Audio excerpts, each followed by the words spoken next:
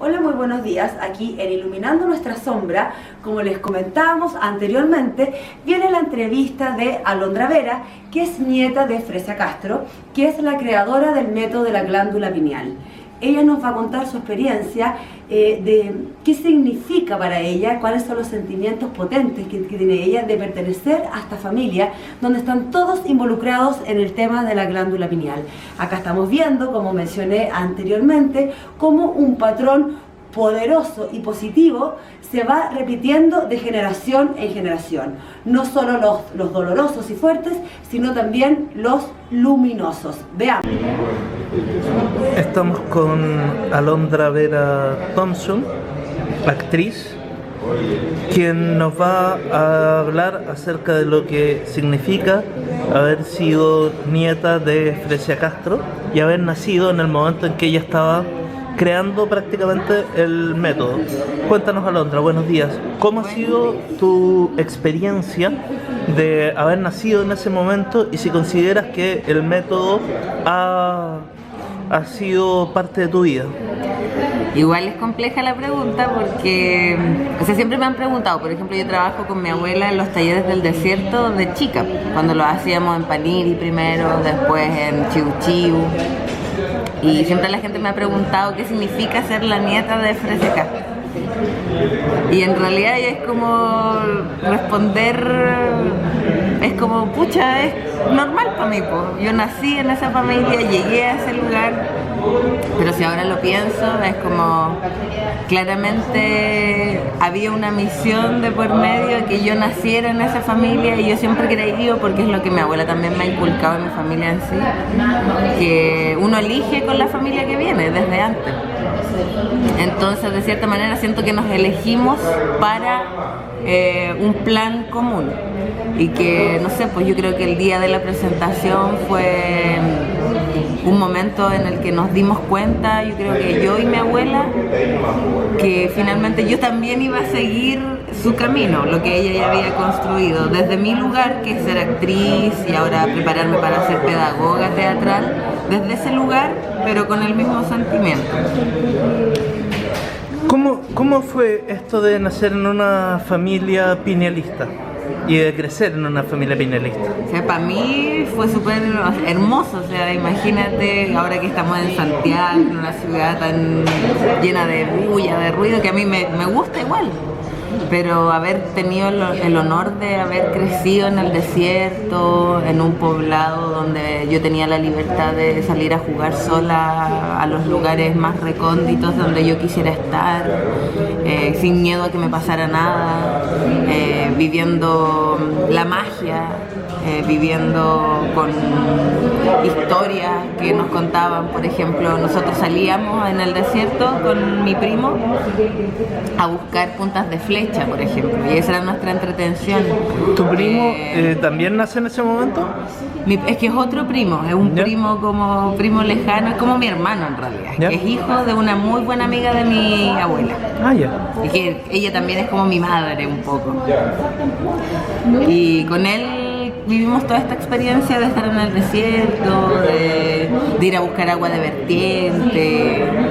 De hecho, me acuerdo de un hecho, valga la redundancia, muy particular, que fue yo cuando tenía como unos 13 años, alguna vez cuando ya me empezó a dar como esta cosa por la ciudad y ya no me empezó a gustar tanto el tema del desierto, del poblado donde no había nadie, qué sé yo, invité a unas amigas a Paniri a jugar y a ellas les dio miedo.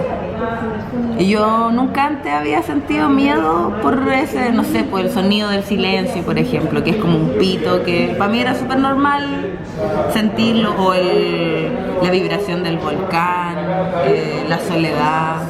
Y ellas me transmitieron ese miedo. Fue muy loco como ese momento quiebra un poco, o cómo los otros influyen en algo que no tendría que ser.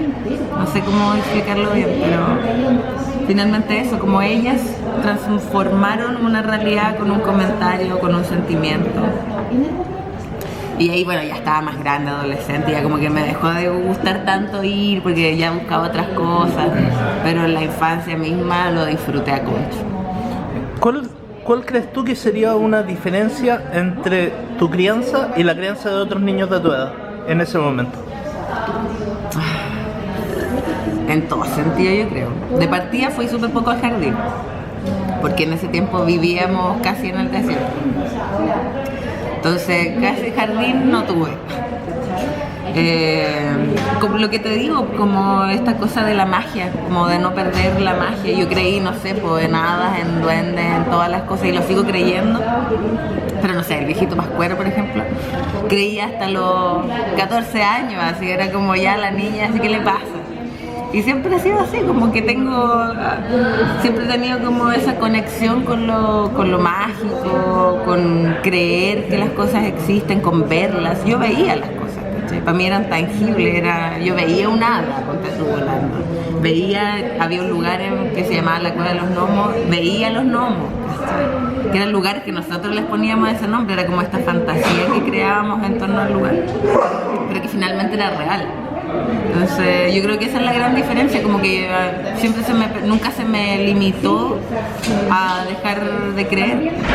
Entonces, como al resto de los niños, que es como, oye, no existe, qué sé yo, jamás se me bloqueó esa parte, todo lo contrario, se me potenció. Entonces, eso yo creo que es la gran diferencia. Tanto tu abuela como tu madre podríamos decir que están repitiendo patrones positivos en la crianza. Sí. En el caso tuyo, a futuro, ¿harías lo mismo con tus hijos? De todas maneras. De hecho, por ejemplo, si me preguntáis ahora, en este momento de mi vida, no tendría un hijo en este momento. ¿Por qué no? No tendría un hijo porque como está funcionando el sistema y estamos insertos en él también. En este momento yo estoy estudiando, vivo en Santiago, tengo un training de vida donde tengo mis pegas, que esto, que lo otro, que no es nada seguro tampoco, no tengo un sueldo estable. Entonces todas esas cosas, como que me gustaría tener eso resuelto para darle la misma posibilidad que se me da a mí. Por ejemplo, no sé, de que crezca en un lugar limpio, donde pueda jugar tranquilo, donde no tenga el miedo, donde no lo tenga que dejar en una sala cuna por ir a trabajar. Como que de realmente dedicarme a esa crianza, que es lo que debería ser. Porque si no, no le encuentro sentido a traer a alguien al mundo en realidad. ¿Le harías alguna modificación a la forma en que te criaron? Una modificación, no. No, ninguna. Me siento súper afortunada en realidad. ¿Consideras que de alguna forma están sanando el árbol genealógico con el método de aquí a futuro? Sí, de todas maneras. De todas maneras, porque es como... Yo pensaba el otro día cuando hice esta representación, nunca me imaginé o le tomé la real importancia antes del impacto que iba a provocar. Y finalmente yo creo que impacta mucho o emociona mucho en realidad porque el hecho de una nieta y una abuela, porque finalmente es el tema de lo ancestral, de que finalmente este árbol cómo va transmitiendo y va siendo eterno en el tiempo. ¿Sabes? Como